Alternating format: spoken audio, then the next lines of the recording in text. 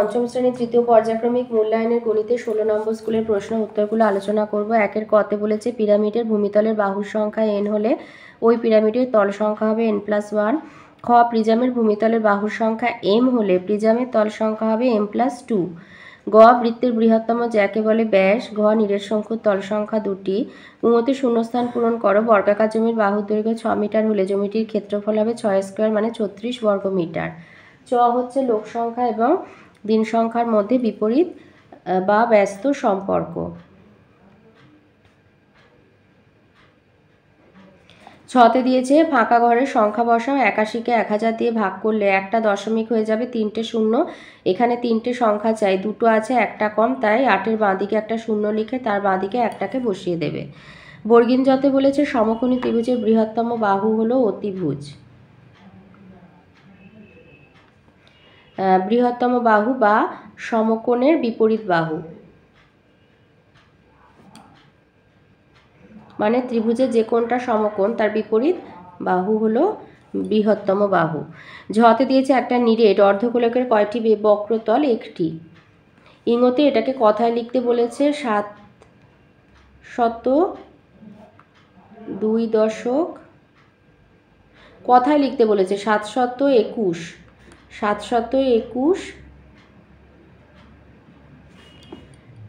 3.6 বা 0.361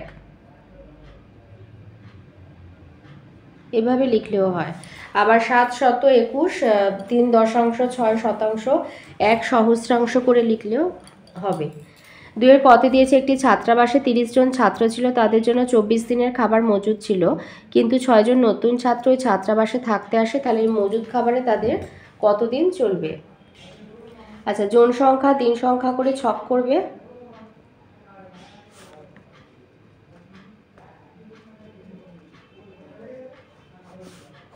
তাহলে 30 জন ছাত্র 24 দিনের খাবার মজুদ ছিল, আরও 6 জন এলো, তাহলে 30 + 6 = 36 জনের কতদিন চলবে? তাহলে জন সংখ্যা দিন সংখ্যা ব্যস্ত সম্পর্ক।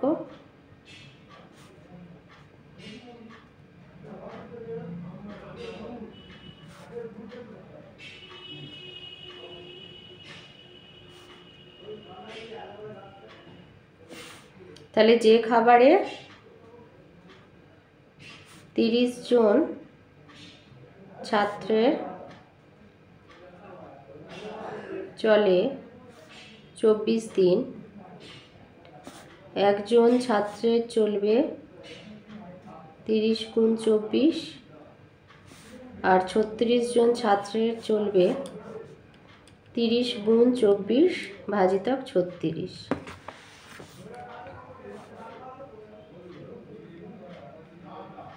12 দিয়ে কাটলাম, 12 দিয়ে 24, 12 × 3 = 36, 30 আর 3 কাটলে 10 সমান 20 দিন চলবে।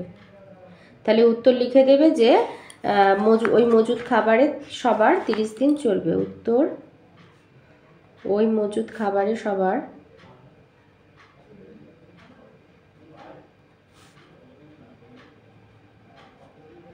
20 দিন চলবে।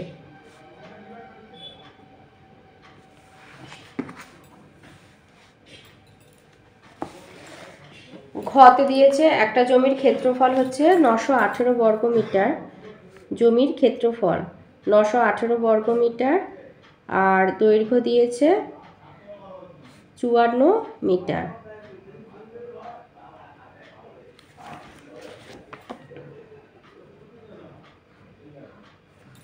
তাহলে আমাকে বলেছে প্রস্থ কত? প্রস্থ সমান ক্ষেত্রফল ভাজিতক দৈর্ঘ্য।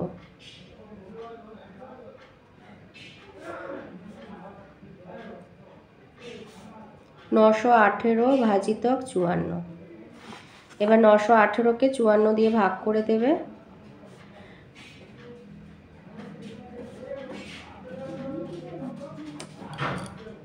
918কে 54 দিয়ে ভাগ করবে, তো প্রথমে 91 নেবে, 91-এর মধ্যে 54 যাবে একবার, তো বিয়োগ করলে হবে 37, 8 নামালে 378। এবারে 54কে 7 দিয়ে গুণ করে 4 × 7 = 28, 7 × 2 = 5, 7 × 35 আর 2 = 37।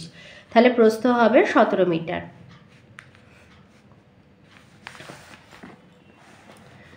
গতে একটা বিয়োগ করতে বলেছে, তো এগুলো মিশ্র ভগ্নাংশ, মিশ্র থেকে প্রথমে অপ্রকৃতই নিয়ে যাবে। 7 9 63, 63 আর 8 যোগ করলে হবে 71 9, 71 হবে। আর 5 6 30, 31 6, 9 6 লসাগু হচ্ছে 18। তাহলে এর হর যেহেতু 9, তাই এর লবকে 2 দিয়ে গুণ করবে, 71 গুণ 2। আর এর হর যেহেতু 6, তাই এর লবকে 3 দিয়ে গুণ করবে, 31 গুণ 3। তো 142 বিয়োগ 93,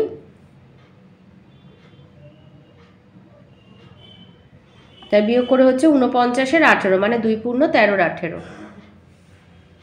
18 দুগুণে 36, 49 থেকে 36 বিয়োগ হলে হবে 13। ঘতে আছে ছোট থেকে বড় সাজানো। তাহলে ভগ্নাংশগুলোকে এইভাবে নিচে নিচে সাজিয়ে নিয়ে এবার হরগুলো লসাগু করবে। 3 9 6 এর লসাগু হচ্ছে 18। তো একই হর বিশিষ্ট করে হচ্ছে 12 18, 8 18 আর 15 18।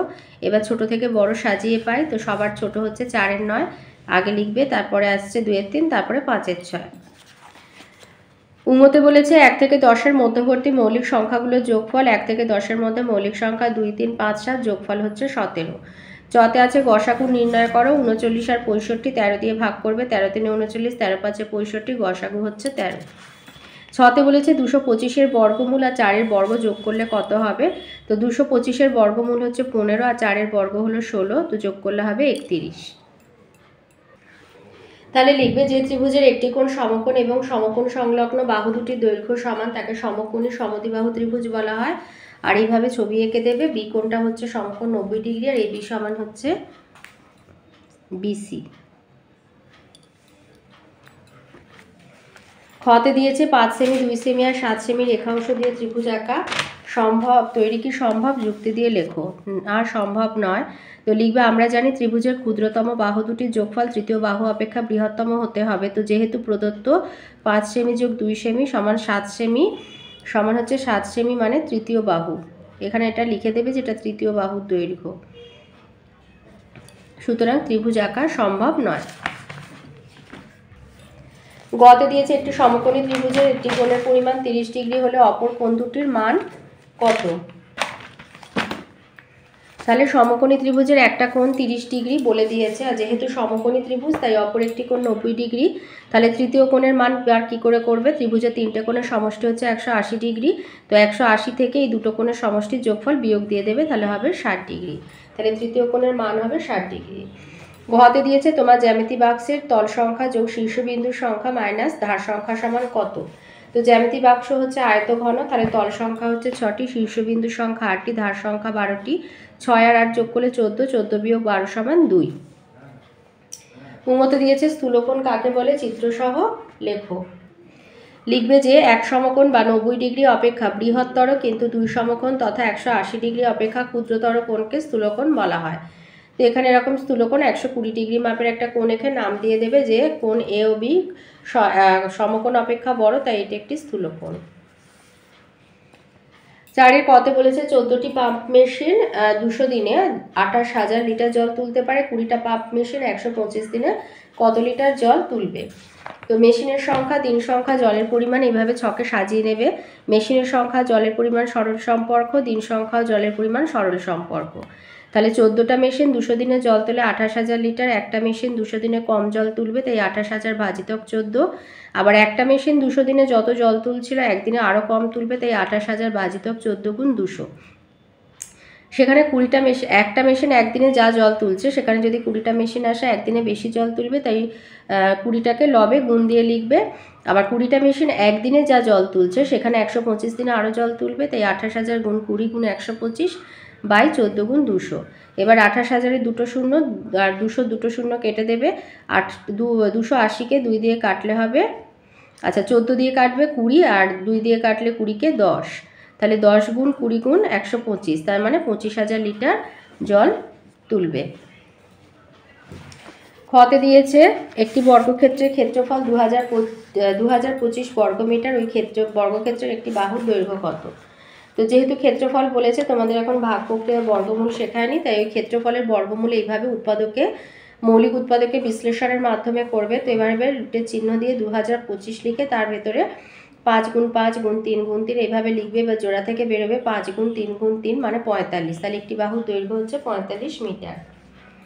গতে একটা সরল করতে বলেছে, তো এই রেখা বন্ধনীর যোগটা আগে করে নেবে।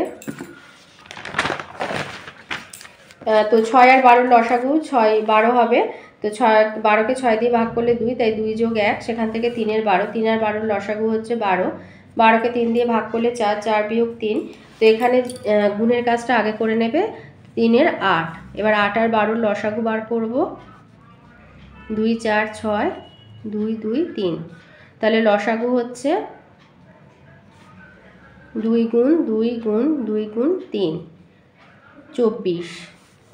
তাহলে বাকিগুলো যা আছে সেগুলো লিখবে, 3 এর 4 ভাজিতক 2 এর 3 এর 3 এর 8, 24 লিখলে 24কে 8 দিয়ে ভাগ করলে হয় 3, তাই 3 3কে 9, আর 24কে 12 দিয়ে ভাগ করলে 2, 2 1 2। এবারে সংখ্যার বন্ধনীর মাঝে চিহ্ন না থাকলে গুণ চিহ্ন দেবে।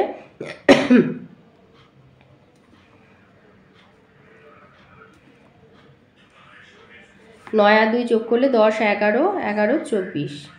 এবারে এটা করবে কাটাকুটি, এবারে হচ্ছে 2 আর 12। তাহলে এখানে আর গুণ করার দরকার নেই, এবার ভাগটাকে গুণ করে দেবে, আর যেগুলো হরে আছে লবে লিখবে গুণ দিয়ে, আর যেগুলো লবে আছে হরে লিখে দেবে। তাহলে 4, এখানে 3, তাহলে হচ্ছে 3 3কে 9, আর 8 9 72, 72 এর 11। এবারে 6 বার যাবে, 6 পূর্ণ 6 এর 11। আচ্ছা, এটা একটু বলবে, আমার 6 পূর্ণ 6 এর 11 বেরিয়েছে। এবারে 6 ঘয়ের দাগে একটা বিয়োগ আছে। আচ্ছা, এটা 999কে ভেঙে নেবে, 998 যোগ 1 বিয়োগ 976/977। এবারে একটা এর সাথে যোগ করবে, তো এখানে 998 যোগ 1 বিয়োগ 976/977 করবে, তাহলে এটা পাবে। তাহলে সেখান থেকে বিয়োগ করে 1, তাহলে 998 যোগ 1 এর 977, মানে 998 পূর্ণ 1 এর 977।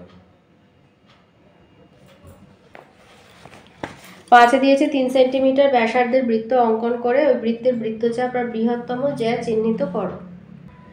তো এখানে অনেক কিছু দেখানো আছে, আমাদের শুধু ব্যাস চেয়েছে আর বৃত্তচাপ চেয়েছে। তো এভাবে 3 সেন্টিমিটার ব্যাসার্ধ নিয়ে একটা বৃত্ত আঁকবে, এঁকে এইভাবে দেখাবে যে তোমার এইগুলো সবই দেখাবে, দেখালে বৃত্তচাপটা দেখাতে সুবিধা হবে। তো ব্যাস হচ্ছে AB আর বৃত্তচাপ হচ্ছে AC আর D, এই যে এইভাবে বৃত্তচাপটা দেখাবে। 6তে দিয়েছে একটি সমকোণ, সূক্ষ্মকোণ, স্থূলকোণ আর একটি সরল কোণের ছবি অঙ্কন করো, নাম দিয়ে লিখবে। তো সমকোণ মানে হচ্ছে 90 ডিগ্রি, জানোই। তো এইভাবে একটা সমকোণ এভাবে নাম দেবে যে POB, এই যে লিখবে, বা BOP সমান হচ্ছে 90 ডিগ্রি। তারপরে আছে একটা সূক্ষ্মকোণ, তো এইভাবে নাম দিয়ে লিখবে AOB সমান হচ্ছে একটি সূক্ষ্মকোণ।